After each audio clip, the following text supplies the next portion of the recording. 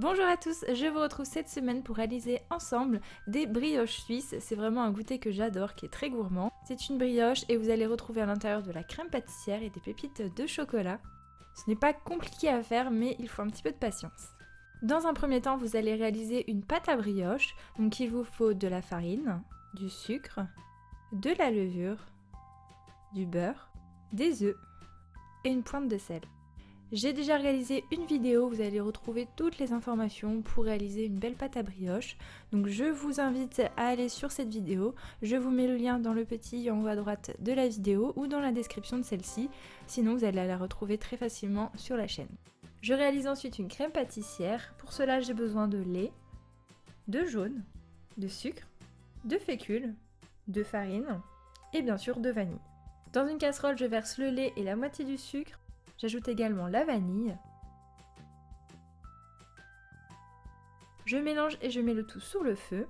En parallèle, je mélange les jaunes et le sucre. J'ajoute ensuite la fécule et la farine, je mélange de nouveau. Pour détendre un peu la préparation, vous pouvez ajouter un petit peu de lait chaud.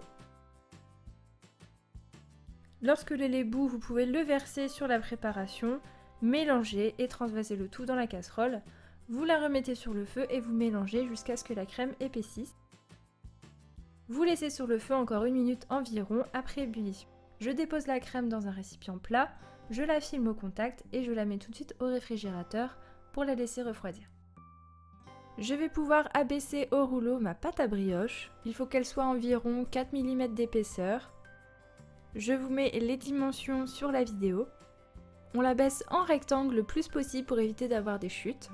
Je mets la partie la plus courte du rectangle devant moi. Je vais déposer de la crème pâtissière sur la moitié de la pâte devant moi. Vous allez comprendre ensuite, on va simplement replier la pâte sur elle-même. C'est pour ça qu'on ne met de la crème pâtissière que sur la première moitié. Bien sûr, votre crème pâtissière sera froide, donc retravaillez-la bien avant de la déposer pour qu'elle soit lisse. Je dépose ensuite des pépites de chocolat, soyez généreux. Je les enfonce un petit peu à l'aide du rouleau. Maintenant, je vais pouvoir replier la pâte sur elle-même pour recouvrir les pépites de chocolat et la crème. J'appuie encore une fois légèrement avec le rouleau. Je dépose la pâte sur une plaque et je la laisse au réfrigérateur environ 30 minutes. C'est simplement pour que ce soit plus facile à découper ensuite. Je coupe les bords pour avoir des brioches bien nettes. Bien sûr, vous gardez tout se cuit et tout se mange.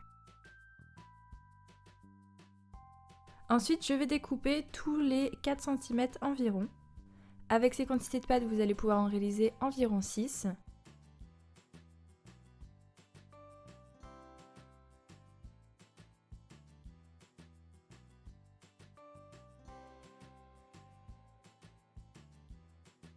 Et vous obtenez petit à petit vos brioches suisses détaillées.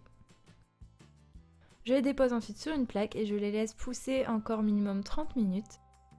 Pour ma part, comme d'habitude, je les laisse dans mon four qui me permet de chauffer à un peu moins de 30 degrés, ce qui permet de ne pas faire fondre le beurre. Si votre four ne vous le permet pas, vous pouvez les laisser pousser à côté d'un radiateur ou alors un peu plus longtemps à température ambiante. Une fois poussés, je vais les badigeonner d'œufs entiers battus. Je les mets ensuite à cuire dans un four à 180 degrés, environ 15 minutes. Bien sûr, surveillez en fonction de votre four. À la sortie du four, je les badigeonne d'un sirop, donc simplement de l'eau et du sucre. Je vous mets la recette dans la description de la vidéo. Je les laisse refroidir et bien sûr ensuite vous allez pouvoir les manger. Et voilà, j'espère que la recette va vous plaire. Comme d'habitude, si vous réalisez ces brioches suisses, n'oubliez pas de m'envoyer des photos, ça fait toujours très plaisir. N'oubliez pas également de vous abonner à ma chaîne pour me soutenir et suivre toutes mes vidéos. Je vous attends aussi nombreux sur mes réseaux sociaux, Instagram et Facebook. Je vous dis à très bientôt pour de nouvelles vidéos.